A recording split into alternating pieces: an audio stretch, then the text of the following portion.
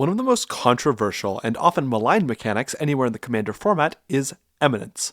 Eminence is a keyword officially on 5 legendary creatures and unofficially on a 6th, and its effect is simple. It lets one line of text on a commander also work while the card is in the command zone.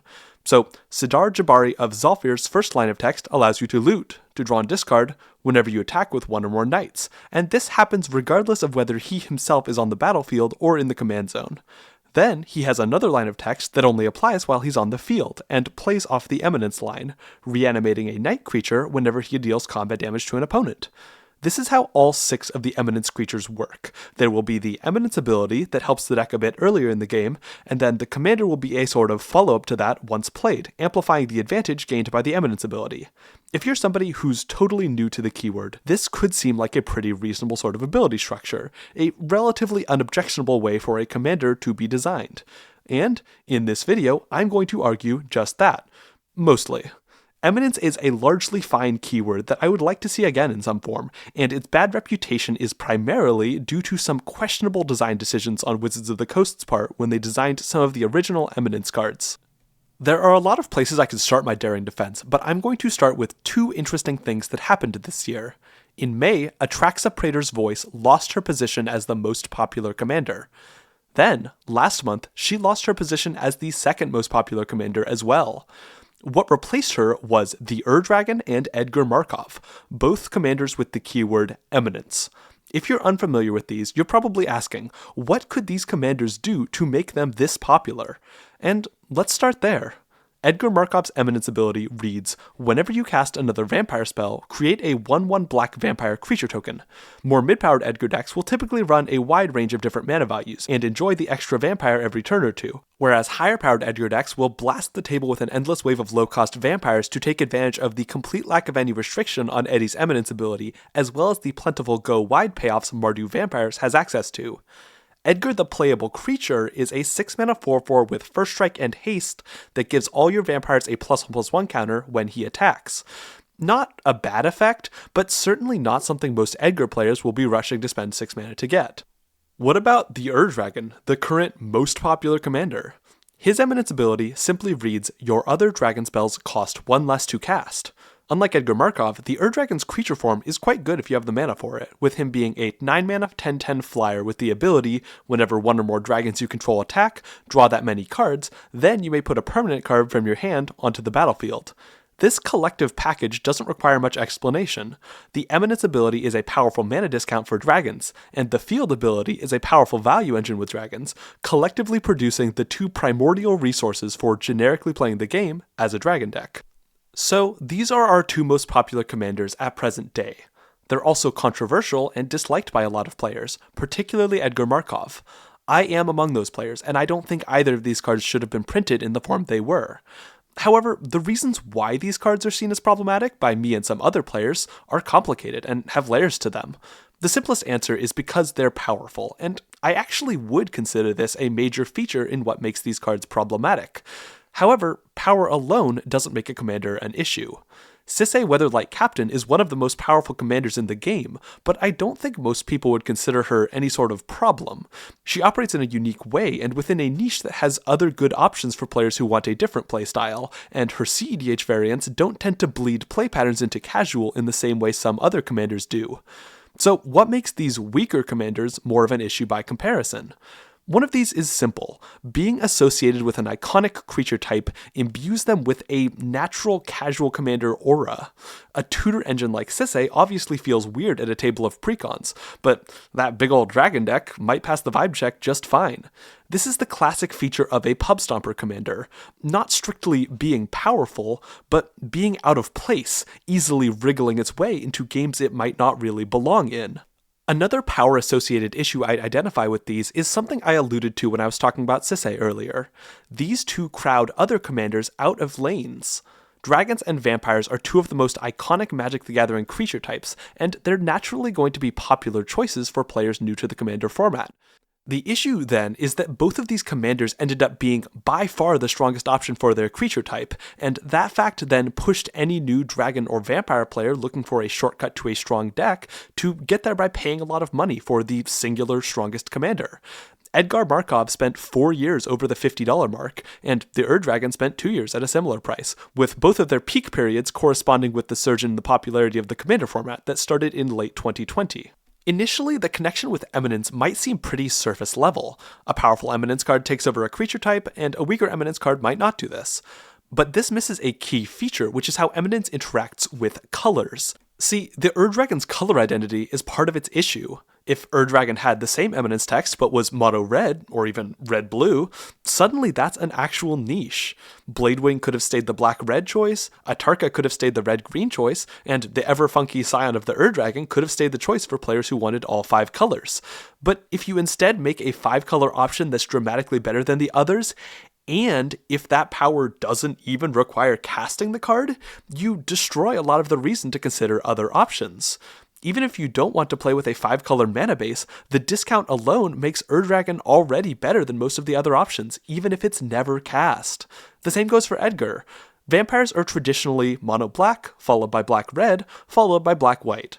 If Edgar had been put into the relatively unexplored in 2017 color identity of black-white, suddenly vampire players would have a choice between the more established vampire identity of black-red and the newer, Ixalan-centered identity of black-white with this spicy new commander. Instead, both of these are slurped up by Edgar, and the fact that most of his power is in his Eminence ability means that players don't even need to try to be in 3 colors. Just stick him at the head of your black-red vampire deck and cast him when you draw your command tower, and bing bang boom, your deck just received a strict upgrade. To be clear, I don't think it's wrong for Wizards of the Coast to have wanted big, powerful uniting options with lots of colors to hand out to some iconic creature types. However, Eminence has some unique problems in fitting this role, and for this reason I would lean toward 2 colors or less on Eminence commanders as a rule, especially if they're in a niche where they risk overshadowing other options. I might have even done this with the more recently printed Sidar Jabari of Zhalfir, which works with Knights, though at least that one has a better balance between the power of the Eminence ability and the power of the castable creature. Now, it might sound like this niche element, being tied to iconic creature types, is a big part of my problem with Edgar and the Ur-Dragon. And in a sense it is, but tying Eminence to cards with a creature type actually accomplishes an important goal, increasing the specificity of Eminence abilities. See, having an effect baked into your gameplay for free is pretty potent. Some players might find it inherently problematic, and my personal opinion is that those players are underestimating the sheer power that a traditional command zone can offer a deck, but still, getting an effect without paying for it is certainly notable, and it's important that this effect is specific so as to contain how out of hand it can get. This is true for both the trigger of the Eminence ability and for the payoff of it. Ideally, it should be a specific trigger that provides a specific output, but if you're going to make one a bit more general, you really need to crank up the specificity of the other. Let's take the example of an Eminence ability that gets this right in my book, that of Arabo, Roar of the World. On paper, this ability is by no means weak. Giving +3/+3 to a creature every combat step from the very first turn of the game is quite powerful, allowing for some hefty beatdown early and amplifying later damage done with various effects that play off of damage dealt. However, this effect, in addition to typically falling under the generally less problematic aggro archetype, is specific. It's an effect that makes a cat more powerful at attacking. There's a couple double strike cats and a singular infect cat that will offer the occasional early kill on a blockerless opponent, but with the cat limitation, you don't have access to a whole lot of cards that would be powerful if they were a lot bigger on an early turn. This specificity counterintuitively has a diversifying effect on the play patterns of Arabo decks. Rather than being all in on taking advantage of the +3/+3 buff on turns 2 to 4 when it's the most powerful, Arabo players need to devise ways to make use of the effect more holistically throughout the game, and this can take a variety of different forms. Arabo's Eminence is also uniquely interactable among Eminence commanders. A sorcery speed +3/+3 pump doesn't typically do anything until creatures are making contact during combat, which leaves ample opportunity to interact with it. I like this design for Arabo, but you may have noticed that I did say uniquely interactable. All other Eminence abilities are easier to get value with Sidar Jabari only requiring attacking with Knights, Inala only requiring Wizards to enter, and the other 3 being almost entirely impossible to stop the effects of. This uninteractability is another point of critique that you'll most commonly find from the removal lovers of the world. These commanders all have effects that can't even be gotten rid of by dusting them with a Swords to Plowshares.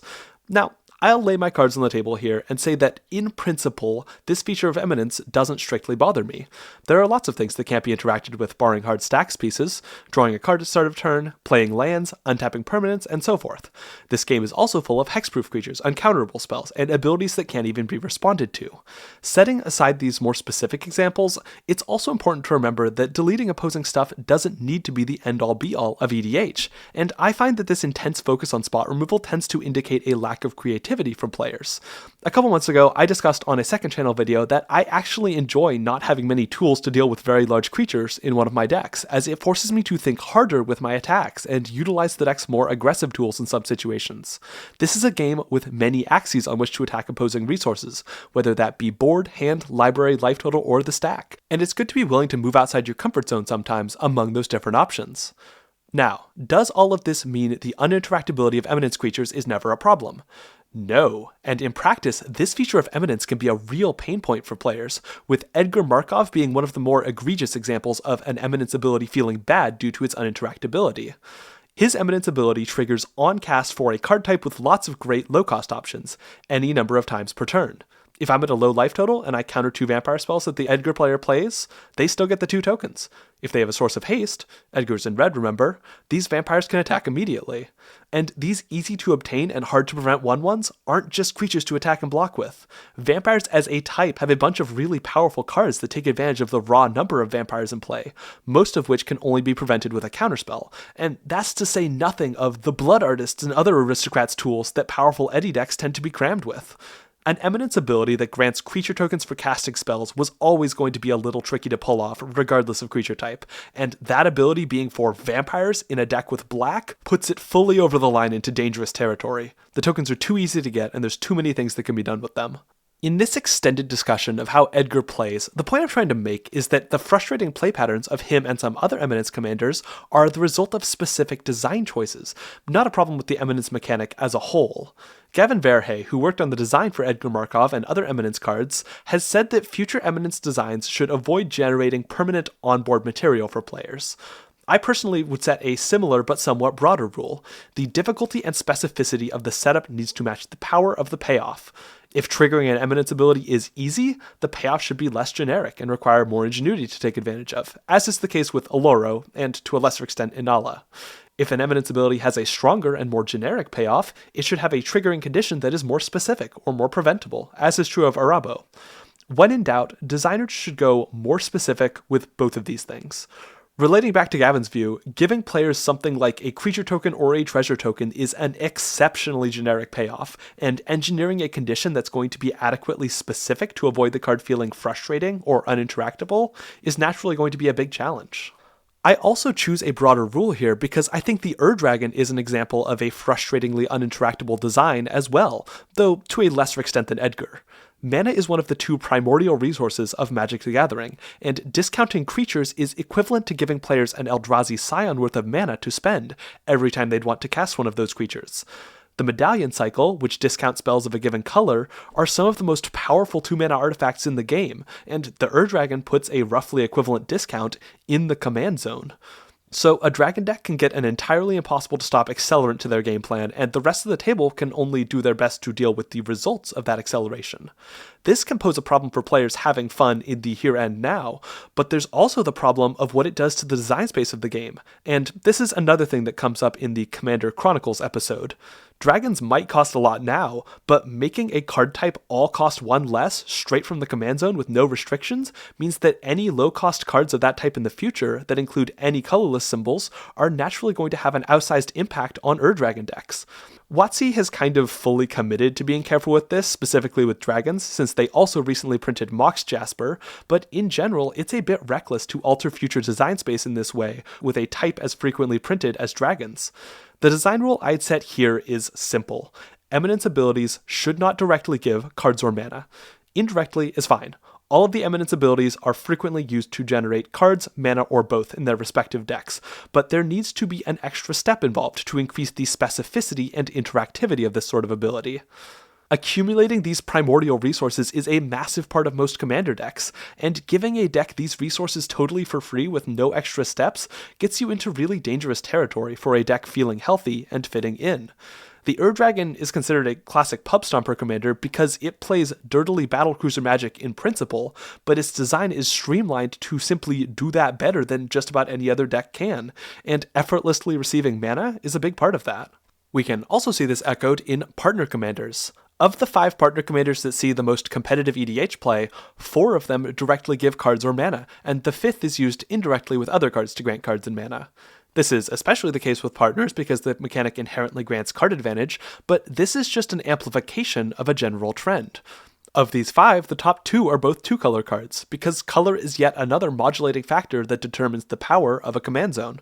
More colors means more access to powerful interaction and resource engines, and while these are most seen in CEDH, these effects, of course, bleed into casual as well. If we look at the 3 most popular commanders of the past year, it's an easy-to-trigger card draw engine, another easy-to-trigger card draw engine, and a massive mana granter. This is not to say that these designs are bad, or that it's never okay to print cards with mana symbols or the word draw or land on them. It's simply a reflection that Wizards of the Coast should be, probably already knows to be, a little extra careful when it comes to printing things that give direct resources aimed at commander players, whether Eminence is involved or otherwise. So, Eminence. Should it really be reprinted? My answer is yes, because I think the design space is interesting. The command zone is the most unique part about the Commander format, and its quirks and weird little nooks and crannies of possibility are endlessly fascinating to me. It's for the same reason that I sometimes find myself drawn to the partner mechanic as well, despite disliking it on a conceptual level, and Eminence is a far more interesting set of nooks to be explored further. There are some strategies that just aren't as powerful in Commander, and it's nice to be able to print a card that gives them a boost without needing to fit the restrictions of a conventional Commander. There are also lots of interesting design possibilities that don't work without an element that operates with a commander in the command zone, ripe design territory for exploration. So, for the rest of this video, I want to think about some Eminence designs that make cool usage of the mechanic, while avoiding most of the elements that other people find problematic. Earlier in this video, I've gone through 3 rules I'd follow when designing Eminence cards. Stick to 2 colors or less if there's any risk of competing with existing commanders, aim for higher specificity if there's any power concern, and avoid any Eminence effect that directly creates card or mana advantage. I'd also add a 4th one here I didn't cover earlier, but which kind of ties in with the first. Eminence commanders should be desirable to actually cast. The 2 biggest offenders here are the aforementioned Edgar Markov, as well as one I haven't talked about as much, Inala. The issue with both of these is that the text on the creature just isn't that great an amplification of the Eminence effect. There are an endless list of better things you could do with 1/1 vampires for 6 mana than putting a +1/+1 counter on them, and tapping wizards to drain opponents is an even worse amplification of Inala's value-crunching ETB-focused Eminence ability. So that'll be our final rule. It needs to be desirable to cast the creature. This is the commander format, so you should be casting your commander. Not casting an Eminence commander also betrays the purpose of the mechanic a bit to me as well. It gives an opportunity for the command zone to offer multiple tiers of benefit, one before your commander is in play and one after. But this can't happen if you never have a reason to ascend past that first tier of power. So we have our rules, but what would I do with the Eminence mechanic? I mentioned aggro a bit earlier, and that's actually the biggest area of opportunity I personally see for Eminence. See, aggro is actually challenging on a structural level with regard to commanders themselves. There are a bunch of fast deck styles that are only propped up by the presence of a somewhat fragile commander, leading to glass cannon decks that are capable of crushing players, but fall apart to 2 removal spells. The commander allows the deck to attain a high ceiling, but the floor of the deck typically looks pathetic in the landscape of a 3-opponent 40 health format, leading to a somewhat jarring play pattern. What Eminence does then is allow you to split the difference, with the Eminence effect boosting a deck's early game and overall floor, and the commander creature offering a way to compound that advantage in order to keep up a bit later in the game. Arabo is one example, but here's another I came up with a similar ability format. Instead of a conventional Voltron commander you dump all your resources into, how about an Eminence ability that reads, at the beginning of combat on your turn, you may choose a creature you control. If you do, put a +1/+1 counter on it for each equipment attached to it. Then the creature itself could be Storg, a 5-mana red-black human soldier with the text, whenever you attack, you may have target attacking creature you control deal damage equal to its power to any target. If 7 or more damage is dealt this way, draw a card.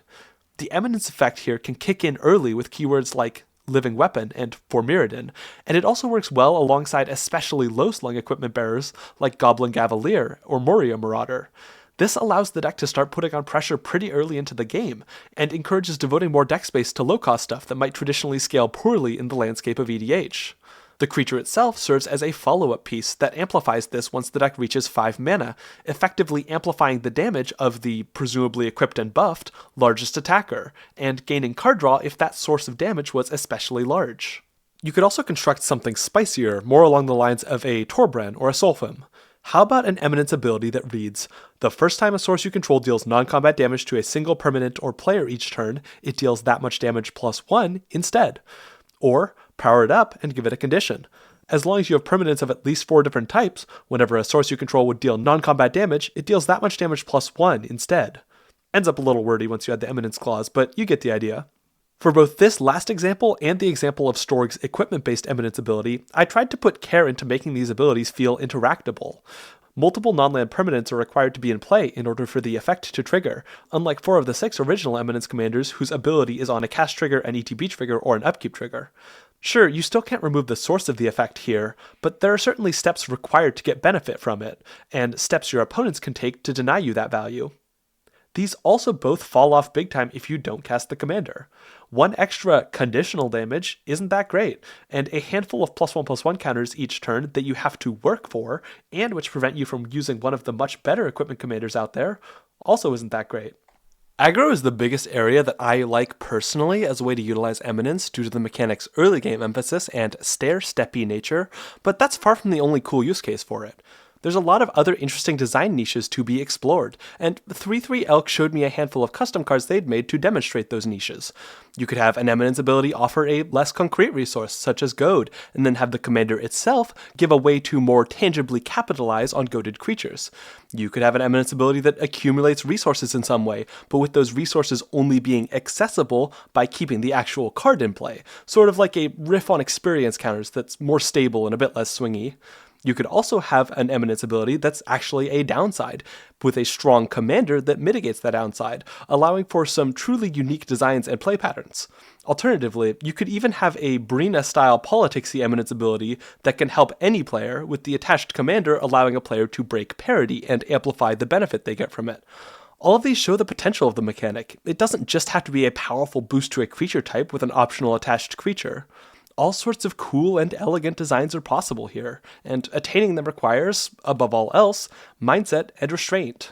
I believe the Ur-Dragon and Edgar Markov were each made with the idea to be a super cool, powerful, perfectly rounded commander for players who like the extremely popular tribes of dragons and vampires, respectively. This is how you create the 2 most popular commanders of all time, and in the process create cards that have each commanded triple-digit price tags for multiple months since the time they were released. I also believe these cards were mistakes, but that's because crowning a powerful color soup champion for 2 popular and iconic creature types while simultaneously introducing a spicy new command zone modification was always going to be an inherently challenging task, and it's one that just so happened to be a poor pairing for reasons I laid out earlier. A lot of people have called Eminence itself a mistake or a bad mechanic, and those people are half correct. Eminence is a mechanic that is challenging to implement well, and which carries the full possibility to easily veer off course and into problems. But importantly, that's only because the mechanic poses such a fundamental shakeup to the structure of the command zone, and that feature of it also imbues it with a ton of rich gameplay possibilities. One of the most restrictive things about the commander format is that decks often feel on or off. Either the commander is in play or it isn't. The Eminence mechanic offers the ability to bypass that, to add massive layers of dimension to commanders, particularly ones that are more aggressive. That's an incredible tool, and it's one I'd love to see used again, with care, in the future. Thanks for watching, and thanks to Architect for supporting the channel. When I'm building decks with Architect, I can easily add cards directly into any of my categories, including one of my maybe board categories. If you want to check out my decks, a link is in the description. I'd also like to thank my supporters, some of whom are on screen now. Joining my Patreon or becoming a YouTube member are the easiest ways to support me in making high-effort videos about the Commander format and beyond, and I greatly appreciate all the direct support I get. With that said, I'll see you next week, where I'll be discussing tax evasion, Commander style. I'm coming for you, Yuriko.